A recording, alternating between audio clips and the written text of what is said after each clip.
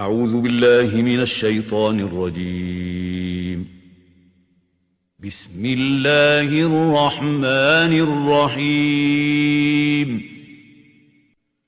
الحمد لله الذي أنزل على عبده الكتاب ولم يجعل له عوجا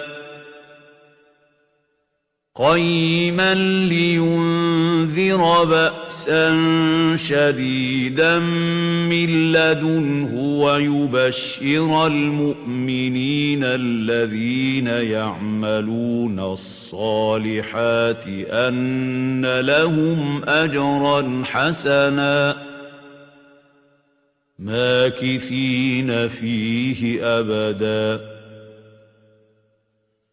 وينذر الذين قالوا اتخذ الله ولدا ما لهم به من علم ولا لآبائهم كبرت كلمة تخرج من أفواههم إن يقولون إلا كذبا فلعلك باخع نفسك على آثارهم إن لم يؤمنوا بهذا الحديث أسفا إنا جعلنا ما على الأرض زينة لها لنبلوهم أيهم أحسن عملا وإنا لجاعلون ما عليها صعيدا جرزا أم حسبت أن أصحاب الكهف والرقيم كانوا من آياتنا عجبا إذ أوى الفتية إلى الكهف فقالوا ربنا آتنا من لدنك رحمة وهيئ لنا من أمرنا رشدا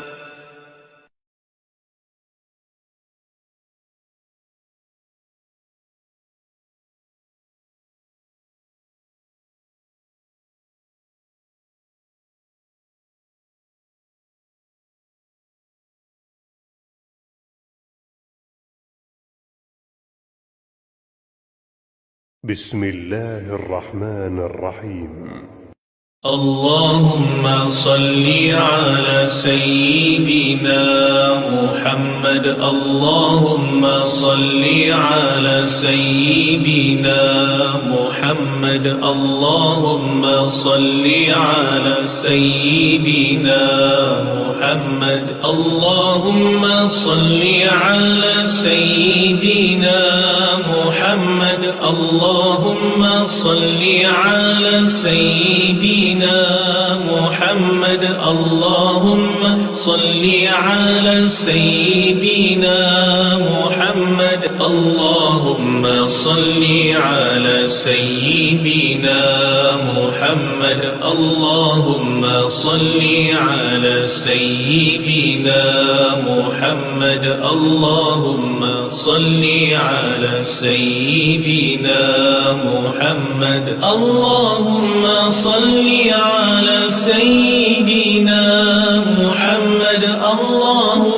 صل على سيدنا محمد. اللهم صل على سيدنا محمد. اللهم صل على سيدنا محمد. اللهم صل على سيدنا محمد. اللهم صل على سيدنا محمد. اللهم صل على سيدنا محمد. اللهم صل على سيدنا سيدنا محمد اللهم صل على سيدنا محمد اللهم صل على سيدنا محمد. بسم الله الرحمن الرحيم.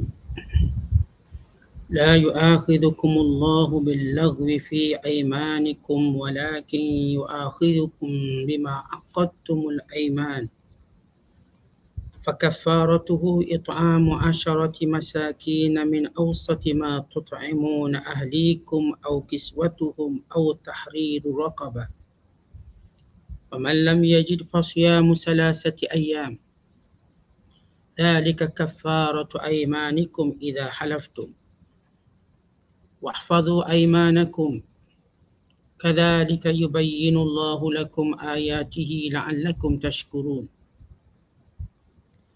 يا أيها الذين آمنوا إنما الخمر والميسر والأنصاب والأزلام رجس من عمل الشيطان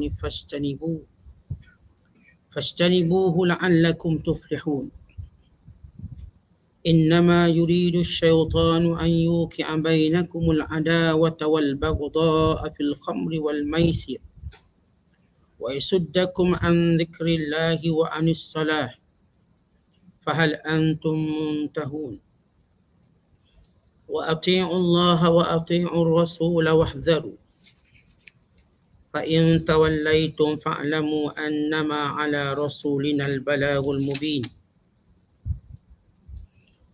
ليس على الذين آمنوا وعملوا الصالحات جناح فيما طعموا إذا ما اتقوا وآمنوا وعملوا الصالحات ثم اتقوا وآمنوا ثم اتقوا وأحسنوا والله يحب المحسنين. Sadaqallahul Azim. Kamu tidak dikira salah oleh Allah tentang sumpah-sumpah kamu yang tidak disengajakan untuk bersumpah. Akan tetapi kamu dikira salah olehnya dengan sebab sumpah yang sengaja kamu buat dengan bersungguh-sungguh. Maka bayaran dendanya ialah memberi makan 10 orang miskin dari jenis makanan yang sederhana yang kamu biasa berikan kepada keluarga kamu, atau memberi pakaian untuk mereka atau memerdekakan seorang hamba. Kemudian sesiapa yang tidak dapat menunaikan denda yang tersebut, maka hendaklah ia berpuasa 3 hari. Yang demikian itu ialah denda penebus sumpah kamu bila kamu bersumpah. Dan jagalah, yakni peliharalah sumpah kamu. Demikianlah Allah menerangkan kepada kamu ayat-ayatnya, hukum-hukum agamanya supaya kamu bersyukur. Wahai orang-orang yang beriman, bahawa sesungguhnya arak dan judi dan pemujaan berhala dan mengundi nasib dengan batang-batang anak panah adalah kesemuanya kotor keji dari perbuatan syaitan. Oleh itu hendaklah kamu menjauhinya supaya kamu berjaya. Sesungguhnya syaitan itu hanyalah bermaksud untuk menimbulkan permusuhan dan kebencian di antara kamu dengan sebab arak dan judi, dan mahu memalingkan kamu daripada mengingati Allah, daripada mengerjakan sembahyang. Oleh itu maukah kamu berhenti daripada melakukan perkara-perkara yang keji dan kotor itu? Atau kamu masih berdegil? Dan taatlah kamu kepada Allah serta taatlah kepada Rasulullah. Dan awaslah janganlah sampai menyalahi perintah Allah dan Rasulnya. Oleh itu jika kamu berpaling enggan menurut apa yang diperintahkan itu, maka ketahuilah bahawa sesungguhnya kewajiban Rasul kami hanyalah menyampaikan perintah-perintah dengan jelas nyata. Tidak ada dosa bagi orang-orang yang beriman serta mengerjakan amal soleh pada apa yang telah mereka makan dahulu, bila mereka bertakwa dan beriman serta mengerjakan amal yang soleh. Kemudian mereka tetap bertakwa dan beriman. Kemudian mereka tetap bertakwa dan berbuat kebajikan, kerana Allah mengasihi orang-orang yang berusaha memperbaiki amalannya. Masih lagi dalam penafsiran suratul Maidah, juzuk yang ke-7, surah yang ke-5, ayat 89 sehingga 93. Ayat-ayat yang kita bacakan pada malam ini bersifat hukum hakam. Yang pertama, yang berkait tentang hukum sumpah. Dan juga kafarah sumpah, penebus kepada sumpah. Yang kedua, hukum yang membabitkan arak, judi, menenun nasib, penyembelihan yang bukan kerana Allah Subhanahu Wa Taala. Maka ini beberapa hukum yang tercatat dalam ayat-ayat yang kita bacakan pada malam ini. Kalau sebelum ini kita membicarakan tentang hukum membabitkan makan dan minum dan perintah Allah Subhanahu Wa Taala supaya memakan makanan yang baik-baik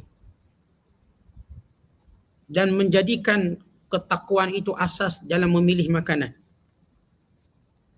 Maka apa kaitan ayat ini dengan perkara berkait dengan sumpah? Diriwayatkan oleh Imam Ibn Jarir daripada Ibn Abbas, ketika mana turun ayat sebelum ini, yakni ayat yang ke-88, ya ayyuhalladzina amanu la tuharrimu tayyibati ma ahallallahu lakum. Itu ayat yang kita bacakan sebelum ini, wahai orang-orang yang beriman. Itu ayat 87. Jangan kamu mengharamkan apa-apa yang baik yang telah kami halalkan kepada kamu, dan jangan bersifat melampau.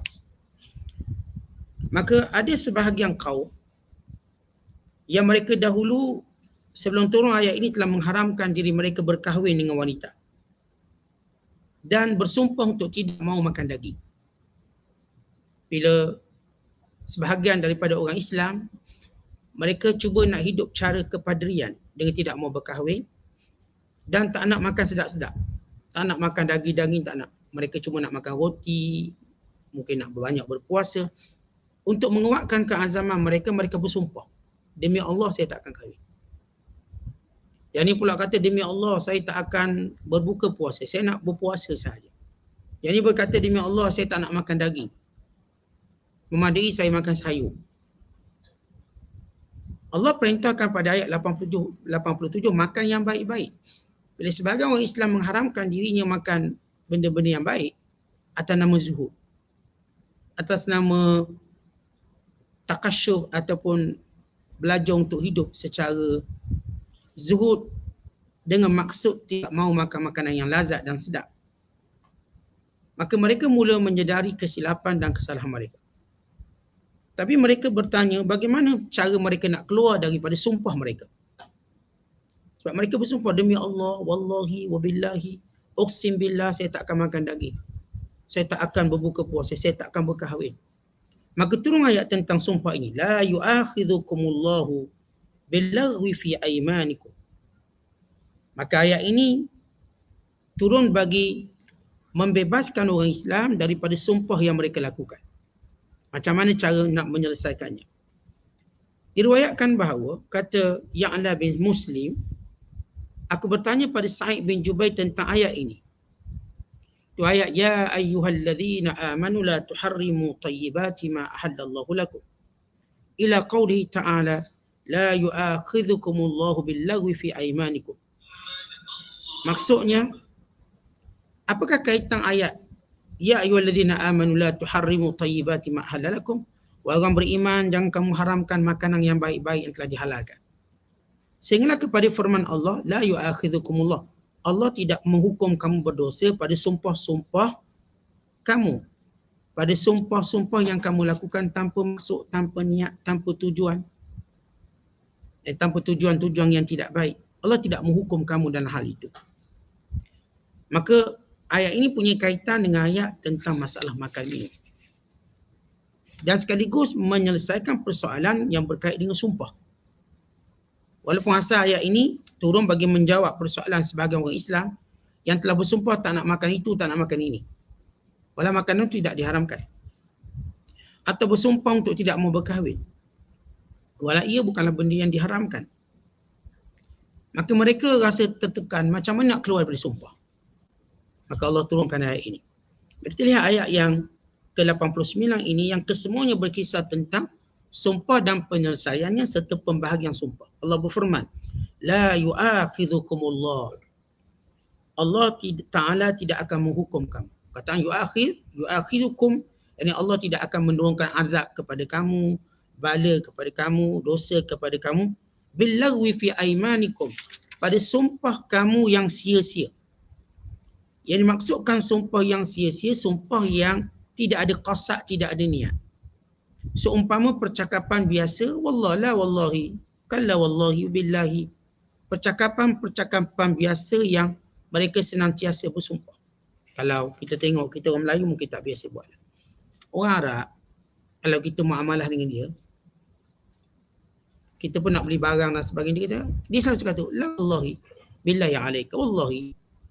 Ayat sumpah tadi menjadi sabkul lisan, itu sesuatu yang disebut secara spontan pada lidah mereka. Tanpa ada qasad dan niat. Dia jadi macam cara mereka bercakap. Maka sumpah seumpama itu tidak dihukum apa-apa. Tidak dianggap berdosa dan tidak dianggap sebagai sumpah yang dikira. Walakin, tetapi, yu'akhidhukum, Allah menghukum kamu. Bima aqadtumul aiman, sesuatu yang kamu berniat, berazam untuk bersumpah. Fakaffaratuhu, maka setiap kali kamu melanggar sumpah itu, atau setiap kali kamu nak keluar daripada sumpah itu, maka kamu kena bayar kafarah, denda ataupun penebus sumpah. Baik, kalau kita sebut tentang sumpah, sumpah ini terbahagi kepada 3. Yang pertama dipanggil yamin, dalam bahasa Arab panggil yamin. Yamin itu sumpah. Yaminul laghwi, sumpah yang sia-sia, yang tidak ada kafarah apa-apa dan tak ada dosa. Yang kedua disebut yamin munaqidah, sumpah yang dikira. Sumpah yang dikira. Artinya seorang bersumpah untuk buat sesuatu atau tinggal sesuatu, kalau dia melanggarnya maka ia dikira dia kena bayar kafarah. Yang ketiga dinamakan yamin ghamusin, iaitu sumpah bohong. Sumpah bohong ini sebagian ulama mengatakan kena kafarah. Ini pandangan mazhab kita. Sebagian ulama menyatakan sumpah palsu ini dia tak kena kafarah, tetapi dia berdosa besar. Tak ada penebus dia, maka dia berdosa. Maka kalau kita melihat satu persatu jenis-jenis sumpah. Sumpah yang pertama yang disebut sebagai sumpah lara. Yaminul laghwi. Apakah yang dimaksudkan dengan sumpah lara? Itu sumpah yang tak dijadikan, tak menjadi dosa bagi seorang tu. Seumpama seorang tadi bersumpah pada suatu perkara yang dia sangka begitu, rupanya begini. Contoh begini tuan-tuan sekalian. Dia nampak ada sepupu dia datang ke rumah. Maka dia pun beritahu pada kawan dia, sepupu aku datang kat rumah. Lalu kawan dia kata, mana ada, tak nampak pun sepupu kamu tu ada kat rumah aku, bukan rumah kamu. Ada, wallahi aku nampak. Dia bersumpah. Dia menyangka bahawa benda tu ada, walau tidak. Dia tak ada niat nak menipu. Tak ada niat untuk bersumpah untuk melakukan sesuatu atau meninggalkan sesuatu, tapi bagi menegaskan percakapan dia. Kita tadi tengok lalu tepi jalan nampak ada orang jual durian. Kita baru cerita, tepi jalan meriah orang jual durian. Kawan kita seorang lagi datang, mana ada jual durian, tak nampak pun. Ada, tadi baru lalu. Dia kata aku pun lalu juga tadi, tak ada pun. Yang dia pun bersumpah, wallahi aku nampak. Yang ni pula bersumpah juga, wallahi tak ada. Maka bila pergi cek, maka dia dapati salah seorang betul. Maka yang bercakap salah itu apakah dia kena bayar kafarah sumpah? Tak perlu. Sebab sangkaan dia rasa macam ada. Dia bukan niat nak menipu, tidak. Tapi dia nak menegaskan sesuatu. Walaupun perbuatan ini tak digalakkan. Kita kata tadi saya pergi ke pasar, saya tengok kembung dijual ikan selayang jual murah. 3 kilo RM3, sekilo RM1. Orang ni kata mana ada, silap tengok kot. Itu bukan ikan selayang kot. Itu mungkin ikan bilis kot. Kata demi Allah aku tengok sendiri, mata aku tak buta lagi. Dia pun wallahi aku tengok. Dia kata tipu lah. Wallahi kamu penipu. Maka bila dicek, salah satu betul. Atau dua-dua salah. Mungkin dua-dua salah. Apakah sumpah itu dikenakan bayar kafarah? Tak perlu. Pertama, sumpah itu tanpa qasad. Yang kedua, sumpah tadi bukanlah kerana nak berbohong. Dan yang ketiga, sumpah tadi bukanlah kerana nak buat sesuatu atau nak tinggal sesuatu. Cuma nak tegaskan sesuatu. Dan ini juga dalam budaya percakapan orang Arab. Yang saya katakan orang kita tak cakap macam tu. Budaya percakapan orang Arab, bila mereka sikit-sikit, wallahi syekh, wallahi wabillahi syekh. Demi Allah aku rindu kamu, walau tak rindu pun. Takkan jumpa sekali dah rindu. Dia kata, wallahi wahishtani awi. Wah, rindunya saya jumpa awak. Kita pun ikut juga tradisi Arab. Wallahi rindunya saya lama tak jumpa. Nanti menyampah. Dia wallahi, sebab dia nak jaga muamalah dia. Rindu. Kawan ni pun kata, demi Allah aku pun rindu juga. Maka sumpah ini disebut sumpah lara. Tak ada nilai apa-apa. Walaupun orang baik, orang soleh tidak menggunakan sumpah ini. Ini orang-orang dipanggil suqah, orang awam. Ini orang-orang jalanan je yang saya katakan tak pernah tahu nilai nama-nama Allah ini. Baik, sumpah yang kedua dinamakan sebagai sumpah munakidah. Sumpah yang dikira. Sumpah ini bila seorang bersumpah menggunakan nama Allah atau menggunakan sifat-sifat Allah SWT. Berdasarkan hadis Nabi SAW, man kana halifan falyahlif billah aw liyasmut. Siapa yang bersumpah hendaklah menggunakan nama Allah ataupun dia diam saja. Kalau seorang itu bersumpah dengan nama bukan nama Allah, maka tak dikira. Kalau dia kata demi Nabi, demi Kaabah, biasanya demi Allah, wallahi, disebut wa Ka'bati, atau disebut wan Nabi, demi Nabi, ataupun demi wali. Maka pertama, sumpah itu tak dikira. Yang kedua, perbuatan bersumpah selain daripada Allah hukumnya al-haram. Melainkan kekhilafan ulama tentang hukum bersumpah dengan Nabi. Wan Nabi, sebahagian mengatakan makruh. Sebahagian mengatakan makruh, sebahagian mengatakan bahawa perbuatan ini tetap dalam makna larangan. Maka yang berkata makruh tadi mengatakan bahawa sumpah demi itu, sumpah dengan nama Muhammad itu juga terjadi. Maksudnya kalau dia dilanggar, dia kena bayar kafarah. Dipanggil munaqid. Munakidah. Yamin munakidah, sumpah yang diambil kira. Jadi dalam bab bersumpah yang diambil kira ini, kalau seorang tadi dia bersumpah, demi Allah saya nak ke masjid tu, contoh. Demi Allah saya nak puasa esok. Demi Allah saya nak sedekah pada fulan bin fulan. Wallahi, kita kata. Wabillahi, saya nak derma pada anak yatim 40 orang. Kita kata wallahi saya dapat duit pencen, saya nak keluarkan 10% untuk tujuan kebajikan. Dia bersumpah. Maka ni kalau dia langgar, maka dia akan kena bayar kafarah. Kalau dia tak buat, dia mesti buat berdasarkan sumpah tersebut. Baik, kalau kita lihat sumpah yang disebut munakidah ini. Ada sumpah yang disebut munakidah ini untuk melakukan perkara yang wajib ataupun meninggalkan yang haram. Maka kalau sekiranya sumpah tadi dalam melakukan perkara yang wajib dan meninggalkan yang haram, maka haram dia membatalkan sumpah dia. Contoh dia kata, demi Allah saya tak akan minum lagi arak. Wallahi. Dan memanglah hukum minum arak itu haram. Cuma sebagian orang tadi dia dah terbiasa minum arak, dia nak halang diri dia bersumpah untuk tidak lagi minum arak. Maka haram dia melanggar sumpah dia. Artinya haramnya dua kali. Kalau minum arak tu berdosa, langgar sumpah lagi berdosa. Seorang bersumpah, demi Allah mulai hari ni saya nak sembahyang dah, tak nak lagi tinggal solat.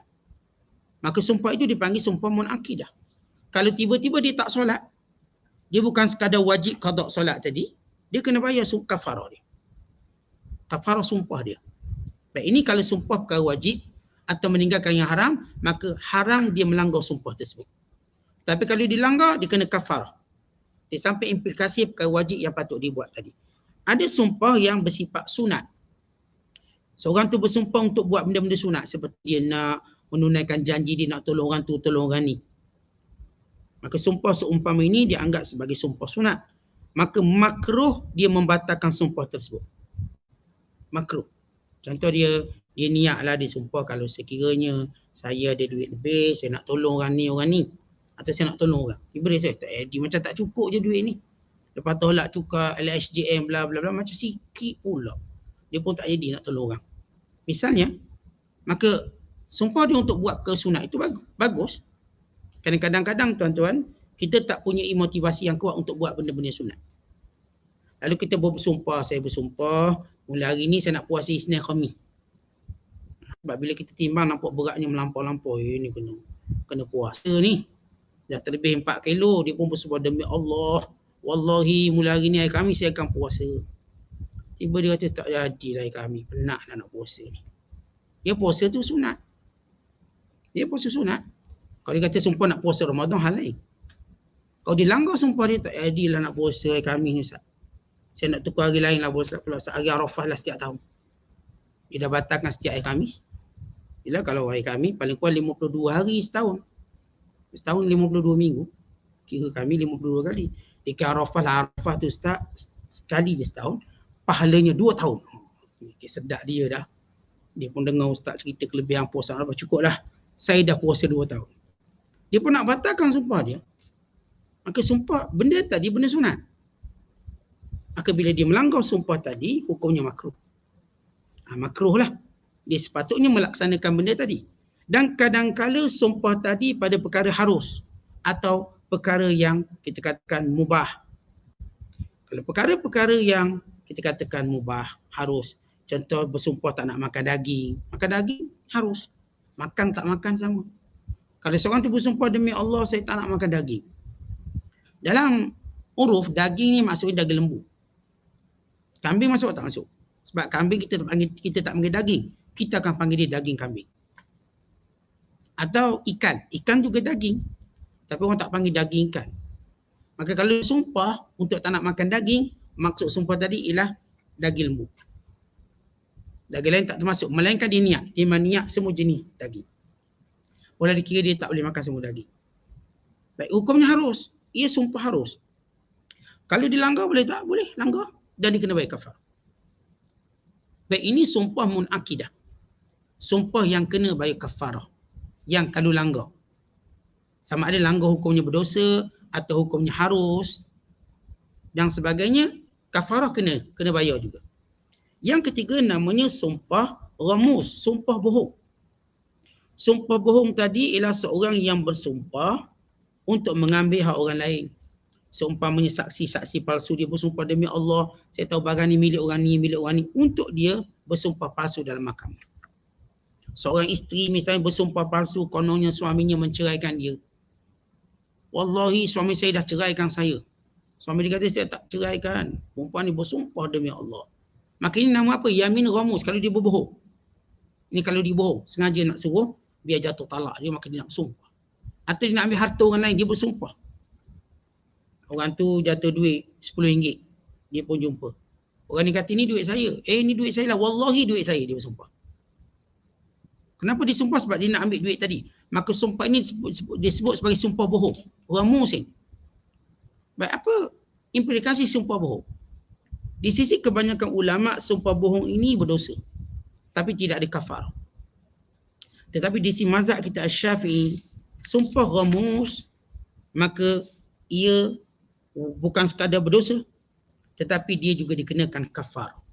Ini pandangan mazhab kita, iaitu Syafi'iyah dan sekumpulan ulama yang lain. Adapun pandangan Hanafiyah, Malikiyah, bahawa sumpah ini tak perlu bayar kafar, tapi dia berdosa. Jadi secara kesimpulan tuan-tuan, sumpah ni ada 3. Satu, saya kata sumpah yang dia budaya percakapan, maka ini tak kena apa-apa. Atau sumpah yang kita sangka benda tu macam ni tapi sebaliknya tidak, tanpa kita ada niat untuk bersumpah berbohong orang dan sebagainya, ini juga tidak dikira.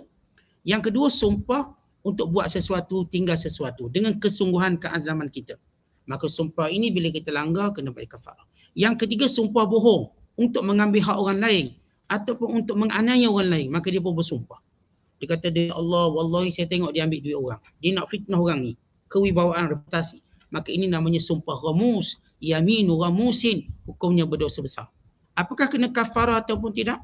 Dalam mazhab kita kena kafarah. Kalau dia bohong. Dalam mazhab Hanafiyah dan Malikiyah tak kena sebab ialah dosa. Maka tidak perlu dikafarah dosa-dosa. Maka dia dilaknat oleh Allah dengan pembohongan menggunakan nama Allah. Baik, Allah pun sebut. Seorang bila mana bersumpah, apa kafarah dia? Kafarahnya secara pilihan, iaitu dengan yang pertama, 3 perkara ni dipilih. Dalam 3 golongan ni, 3 perkara ni. Pertama, it'amu asyarati masakin. memberi makan 10 orang fakir miskin. Ini pilihan pertama. Atau memberi pakai 10 orang fakir miskin. Atau memerdekakan hamba. Jadi pilihlah antara 1 dengan 3 tadi. Wa iman nak beri makan, baik kalau nak beri makan macam mana?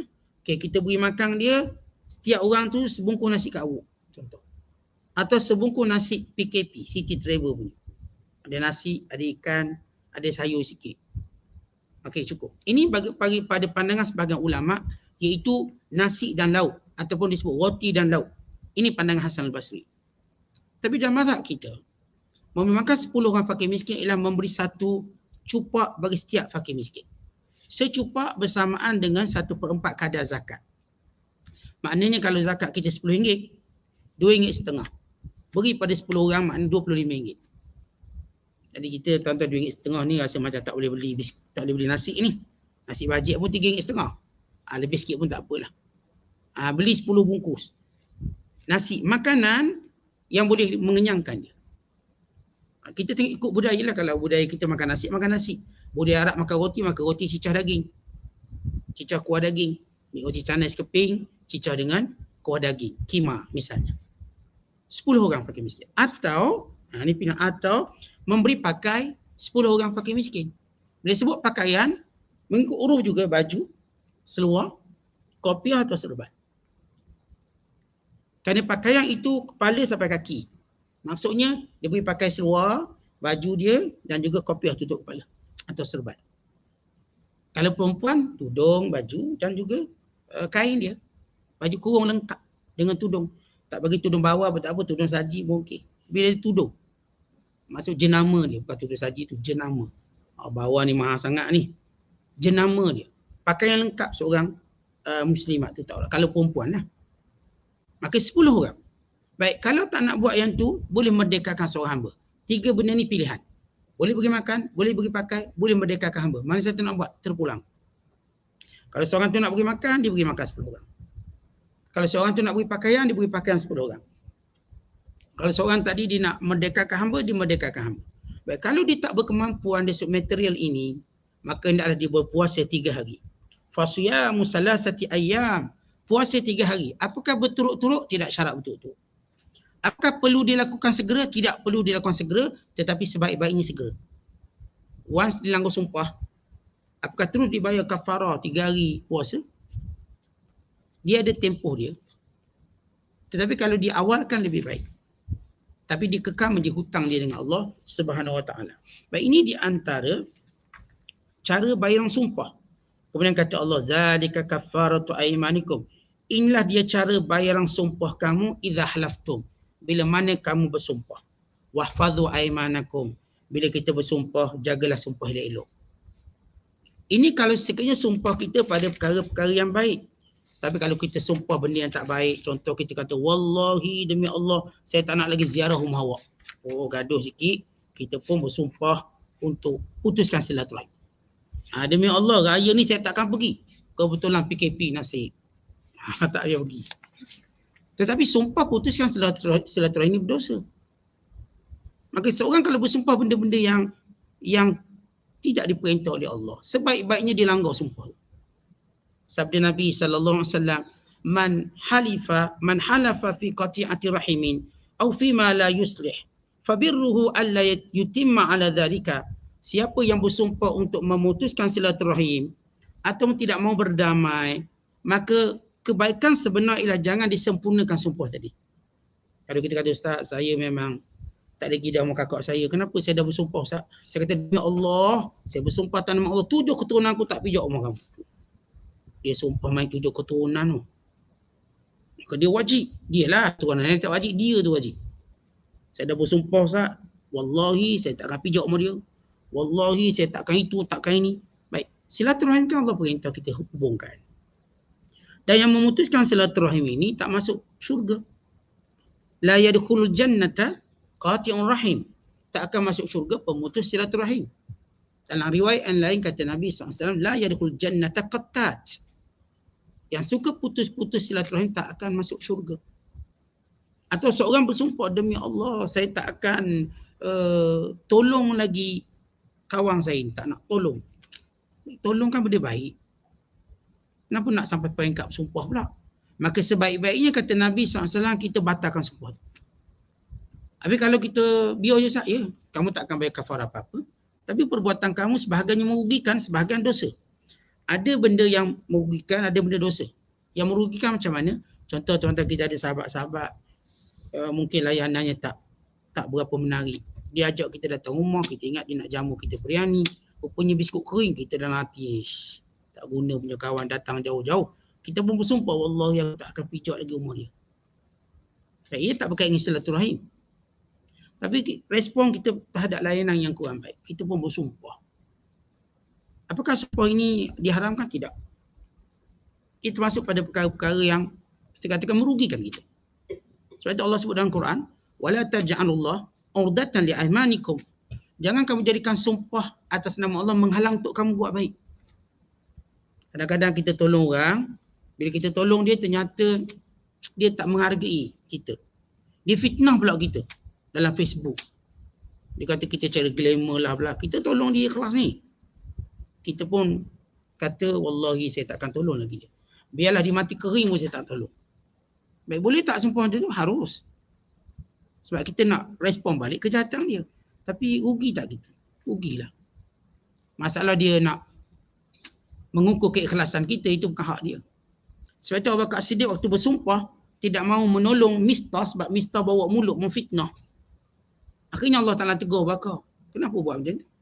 Dia jahat, dia tanggung. Kamu jangan guna nama Allah menghalang untuk berbuat baik. Atau jangan kamu dengan kemampuan yang Allah beri pada kamu menghalang kamu untuk buat baik. Dia ni miskin, dalam miskin perangai buruk. Kita Allah beri kaya katakan. Jangan kerana perangai buruk dia menghalang kita buat baik. Jangan kita sama dengan dia. Allah dah beri rezeki yang baik, kita pun tolong dia. Ustaz dia ni tak pernah hargai, Ustaz tak terima kasih, tak itu hal dia dengan Allah. Kita bila Allah beri kekayaan sebagai satu amanah, kita tolong. Dan ini asas dalam bab sumpah. Sebab itu kata Nabi SAW, siapa yang bersumpah dengan nama Allah, maka dia dapati apa yang ada yang lebih baik, maka sebaiknya dia batalkan sumpah tadi. Sebahagian pembatalan sumpah tu wajib, sebahagiannya disunatkan, sebahagiannya harus. Seorang dia bersumpah tidak mahu lagi makan nasi lemak. Wallahi saya tak nak makan nasi lemak. Kenapa? Lekat ikan bilis kat gigi. Dia terus bersumpah, Pak Padang ni, kalau ikan bilis ni buruk, gatal lidah lagi dia. Seminggu gatal, dia bersumpah. Itu benar harus. Nak makan nasi lemak ke tak nak makan nasi lemak tu benar harus. Saat nak batal ke tak nak batal? Terpulang. Kalau nampak ikan bilis tu lagi, awak terus jangan makan. Tapi kalau dia tukar jadi ikan tongkol, mungkin awak boleh makan. Saya batalkan Ustaz sebab ni ikan tongkol, bukan ikan bilis. Terserah. Cuma sumpah tidak digalakkan dalam Islam. Tapi kalau kamu sudah bersumpah, ini kafarah. Ini denda dia. Bila mana kamu melanggar. Jadi, hukum daripada ayat 89 berkisar tentang sumpah-sumpah. Kenapa ayat sumpah tadi? Kerana sebagai orang Islam, bersumpah tidak mau buat itu, tidak mau buat ini. Kerana nak hidup cara zuhud. Tiba-tiba Allah perintahkan kita makan yang baik-baik. Kerana itu kalau kita lihat Nabi SAW, dia sentiasa makan yang baik-baik. Tetapi baginda SAW dalam bab makan yang baik-baik ini, Nabi bukan jenis memilih. Maksudnya tuan-tuan sekalian, kalau ada makanan yang baik, Nabi makan. Kalau tak ada, Nabi makan apa yang ada. Bukan Rasulullah SAW jenis cerewet. Tak ada benda yang baik, Nabi tak makan. Tunggu yang baik keluar, tak ada. Kadang-kadang Rasulullah makan daging, Nabi makan kambing, Nabi makan unta. Nabi minum susu kambing, Nabi minum susu unta. Nabi makan kurma yang baik. Kadang-kadang Nabi tak jumpa melainkan kurma yang kurus. Kurma yang kurang baik. Kadang-kadang Nabi hanya makan roti dengan garam. Kadang cicah minyak zaitun, kadang cicah dengan cuka. Kadang-kadang Nabi SAW kenyang. Kebanyakan keadaan Rasulullah SAW lapar. Tapi Rasulullah tidak menolak benda-benda baik yang diberikan kepada baginda SAW.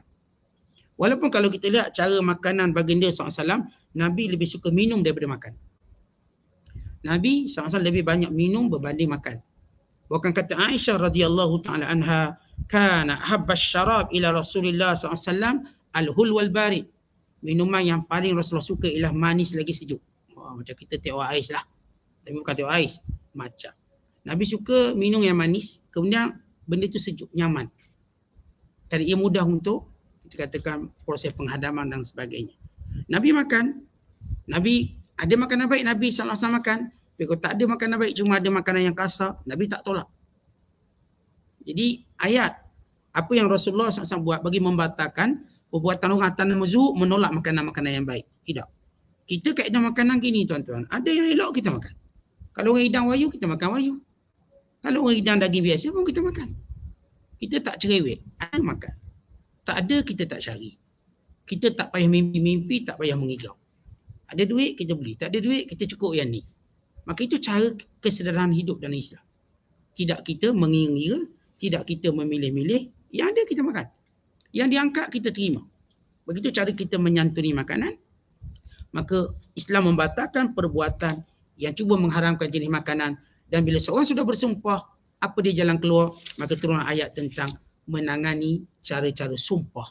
Yang kita dah sebut 3 jenis sumpah dalam Islam. Dan bagaimana cara pembatalan dan bagaimana hukum kafarah sumpah. Sama ada memberi makan 10 orang fakir miskin, atau memberi pakaian, atau merdekakan hamba. Kalau ketiga-tiga ni kita tak mampu, kan ini belanja keuangan, maka berpuasa 3 hari. Bukan berturut-turut, bukan segera, tapi sebaik-baiknya disegerakan berpuasa 3 hari sebagai kafarah sumpah.